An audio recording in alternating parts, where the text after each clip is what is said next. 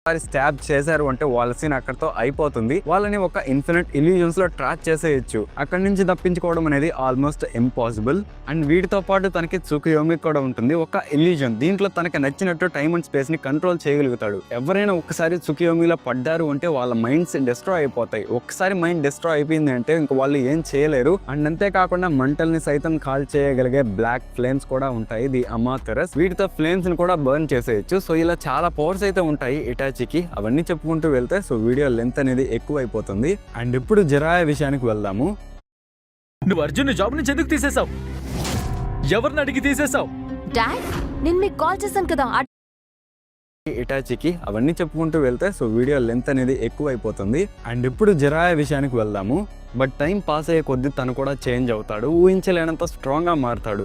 ఎన్నో జుట్సూస్ని మాస్టర్ చేస్తాడు అండ్ కొత్త టెక్నిక్స్ని కూడా క్రియేట్ చేస్తాడు. తన పేరు వింటే చాలు వేరే నేషన్స్ వాళ్ళు భయపడిపోతారు. అంత స్ట్రాంగ్ అండ్ డేంజరస్గా మారుతాడు. తన దగ్గర చాలా టెక్నిక్స్ అయితే ఉంటాయి. Rasengan mastery, swamp techniques and one of the most powerful genjutsu అయిన toad genjutsu and sage mode. ఈ మోడ్లో జరా యొక్క పవర్స్ అనేవి చాలా ఎక్కువగా ఇంక్రీజ్ అవుతాయి. సో వాటి అవుట్పుట్ అండ్ ఇంకా ఫిజికల్ పవర్స్ కూడా సో ఇవన్నీ చాలా ఎక్కువగా అయితే ఇంక్రీజ్ అవుతాయి. And in this mode Jiraiya 3 Pains ని కూడా డిఫీట్ చేస్తాడు. అండ్ అక్కడ జిరాయాకి పెయిన్స్ అనే వాళ్ళ మీద ఐడియా అనేది కూడా ఉండదు. అంటే వాళ్ళ అర్సనల్ ఎలా ఉంటుంది ఏంటి అనేది ఏమీ తెలియదు. సో వాళ్ళ మీద ఎలాంటి ఇంటెల్ అనేది లేకుండా సో వాళ్ళ ముగ్గురిని డిఫీట్ చేయగలుగుతాడు. అండ్ అక్కడతో జిరాయా రోల్ అనేది కంప్లీట్ అయిపోవడంతో సో రైటర్ అయితే చంపేశాడు. లేదంటే జిరాయా అక్కడ ఎస్కేప్ అయిపోయి ఉండేవాడు. తను చనిపోయే ముందు కూడా ఒక చిన్న స్మైల్ తో అయితే చనిపోతాడు. అంటే తనకి ఫ్యూచర్ జనరేషన్స్ మీద నమ్మకం అనేది ఉంటుంది. సో వాళ్ళు ఈ ప్రాబ్లమ్స్ అన్నిటినీ సాల్వ్ చేయగలుగుతారు. సో వాళ్ళ దగ్గర ఆ రిజాల్వ్ అనేది ఉంది అని నమ్మకం తనకి. సో తన దగ్గర కూడా ఇటాచి దగ్గర ఉన్నట్టు చాలా పవర్ఫుల్ టెక్నిక్స్ అయితే ఉంటాయి. సో వీళ్ళిద్దరిలో ఎవరు స్ట్రాంగర్ అనేది చూద్దాము. గైస్, సేమ్ యానిమేలో ఉన్న క్యారెక్టర్స్ ని కంపేర్ చేసేటప్పుడు నేను ఫీట్స్ కన్నా నేరేటివ్ ని ఎక్కువగా తీసుకుంటాను. ఎందుకంటే నేరేటివ్ మోస్ట్లీ కరెక్ట్ గానే ఉంటుంది. 99% కరెక్ట్ గా ఉంటుంది. ఎక్కడో ఏదో ఒక చిన్న మిస్టేక్ ఉంటుంది అంతే. సో ఫస్ట్ వీళ్ళ పర్పస్ ఏంటి అండ్ దానికి కావాల్సిన పవర్ ఉందా అండ్ వాళ్ళ పర్పస్ ని ఫుల్ఫిల్ చేశారా లేదా, సో వీటి గురించి అయితే తెలుసుకుందాము. జిరాయా పర్పస్ వచ్చేసి నరుటోకి లైఫ్ గురించి నేర్పించడం. తను ఫస్ట్ నుంచి చేసింది అదే. సో తను ఒక మాస్టర్, ఇది మనకి తెలిసిందే. సో సింప్లీ ఒక చిన్న పిల్లాడికి లైఫ్ గురించి నేర్పించడం, ఇదే తన పర్పస్ వచ్చేసి. అండ్ దానికి కావాల్సినంత పవర్ కూడా తన దగ్గర ఉంది. అండ్ ఇటాచి విషయానికి వద్దాము. తన పర్పస్ వచ్చేసి సైకిల్ ఆఫ్ హేట్రెడ్ ని బ్రేక్ చేయడం. సో దాంట్లో అంతా కిల్లింగ్ ఉంటుంది అండ్ పవర్ కూడా కావాలి. సో ఇటాచి తన పర్పస్ ని ఫుల్ఫిల్ చేశాడు కాబట్టి తన దగ్గర ఆ పవర్ ఉందని అర్థం. అండ్ సేమ్ జిరాయా విషయం కూడా అంతే. సో ఇప్పుడు మిమ్మల్ని అడుగుతున్నాను, ఈ రెండిట్లో ఏది greater purpose? So cycle of hatred ని బ్రేక్ చేయడమా లేదంటే ఒక చిన్న పిల్లాడికి లైఫ్ గురించి నేర్పించడమా? సో ఈ రెండిట్లో ఏది గ్రేటర్ పర్పస్? సో వాళ్ళే స్ట్రాంగర్, ఇందులో ఎలాంటి డౌట్ అనేది లేదు. సో ఇప్పుడు ఇటాచి పర్పస్ గ్రేటర్ అనే అనుకుందాము. తన దగ్గర జిరాయాకు ఉన్నంత పవర్ ఉందా? పెయిన్స్ ని డిఫీట్ చేయగలుగుతాడు అంటే ఎస్, 100% డిఫీట్ చేయగలుగుతాడు. ఎందుకంటే తన పర్పస్ అనేది గ్రేట్ గా ఉన్నప్పుడు రైటర్ కూడా ఏం తక్కువ చేయడు. సో వాళ్ళని అంత స్ట్రాంగ్ గానే చూపిస్తాడు. జిరాయాని ఎలా చూపించాడో ఇటాచిని కూడా అలానే చూపిస్తాడు. సో ఎవరు స్ట్రాంగర్ అనే దానికి ఆన్సర్ వచ్చేసి సో గ్రేటర్ పర్పస్ ఉన్న వాళ్ళే స్ట్రాంగర్. ఇక్కడ నేనైతే ఇటాచి సైడే వెళ్తున్నాను. ఎందుకంటే సైకిల్ ఆఫ్ హేట్రెడ్ ని బ్రేక్ చేయడం అనేది మామూలు విషయం కాదు. సో దానికి చాలా విల్ పవర్ అనేది కావాలి. సో ఒక పిల్లాడికి లైఫ్ గురించి నేర్పించడం కన్నా ఇదే చాలా కష్టం. అండ్ ఒక ఫైట్ లో ఎవరు విన్ అవుతారు అంటే ఇక్కడ మనం కంపేర్ చేసేది healthy Hitachi. So full problems తో ఉన్నవాడు మాత్రం కాదు. సో హెల్దీ ఇటాచి అంటే చాలా డేంజరస్ గా ఉంటాడు. సో అన్హెల్దీగా ఉన్నప్పుడు తను చావు చివరిలో ఉంటాడు ఒక దగ్గర. సో అప్పుడు సుసానో తను ఓన్లీ విల్ పవర్ తోనే యూజ్ చేయగలుగుతాడు, అది 2 minutes టైం వరకు. సో తను హెల్దీగా ఉన్నప్పుడు జస్ట్ ఇమాజిన్ ఎంత టైం వరకు సుసానోని మెయింటైన్ చేయగలుగుతాడు అని. సో తను సింప్లీ తన దగ్గర ఉన్న పవర్స్ ని మొత్తం స్పాన్ చేసేయగలుగుతాడు. సో చాలా డేంజరస్ గా ఉంటాడు హెల్దీ ఇటాచి వచ్చేసి. సో ఇదంతా ఎందుకు చెప్తున్నాను అంటే ఇటాచి మోస్ట్ పవర్ఫుల్ వన్ వచ్చేసి తన సుసానో.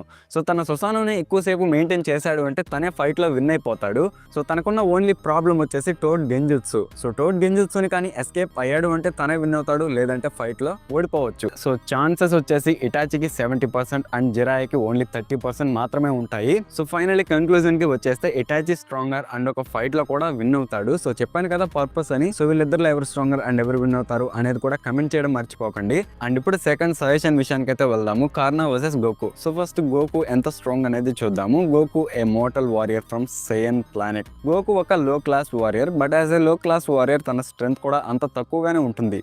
బట్ గోకు కంటిన్యూస్గా బ్యాటిల్స్ చేసి తన లిమిట్స్ని బ్రేక్ చేసి ప్రతిసారి ముందు ఉన్న దానికన్నా స్ట్రాంగ్గా మారుతాడు. అండ్ అన్ని యూనివర్సెస్ డేంజర్లో ఉన్నప్పుడు గోకు టోర్నమెంట్ ఆఫ్ పవర్ అనే ఒక ఐడియా ఇచ్చి ఒక 48 minutesలో ప్రతి క్షణం పవర్ఫుల్గా మారుతాడు. ఫైనల్లో తను ఎవరు ఎక్స్పెక్ట్ చేయింది కూడా చేస్తాడు. ఈవెన్ గాడ్స్ కూడా తనని చూసి షాక్ అయిపోతారు. అందరూ ఒకసారి నిలబడతారు తను చేసింది అక్కడ.